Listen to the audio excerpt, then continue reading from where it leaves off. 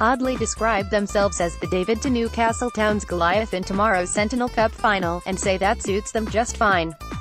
Newcastle returned to the Bet365 Stadium for the final, 7 p.m., having won the Under-18s competition last season as an Under-17s team.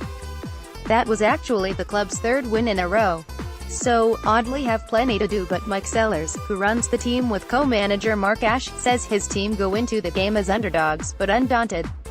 After all, they were unfancied in their semi-final against Newcastle Town but came from a goal down to win it 2-1. They also have a decent pedigree, having won the league and cup double in the North Staff's Youth League last season and reached this season's County Cup final, albeit they were denied the trophy by Ecclesall. Sellers said, "We are the underdogs whichever way we look at it. We have a couple of players from out of the area but aren't a Newcastle Town or Nantwich that have the facilities and the pulling power. Newcastle are the holders, so it is David v Goliath. So, we accept we are the underdogs, but Wimbledon once won the FA Cup final. We are delighted to be part of the occasion. Being the underdog suits us, the pressure is on them."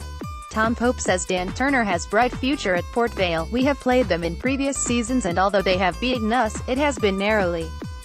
We will savor the occasion and you never know on the day." Newcastle returned to the Bet365 with the majority of the same team that won this competition last year when their under-17s overcame a strong Hanley Town side 1-0. Newcastle Town celebrate winning the 2017 Sentinel Cup at the Bet365 Stadium. Image, the Sentinel. The team was only set up 3 years ago by Newcastle's academy manager Gavin Appleby and are now managed by former Nantwich first-team boss Pete Hall. The team, who play in the Midlands Junior Premier League, go into the final in fine form, having won the Midlands Cup against Leek Town at the weekend.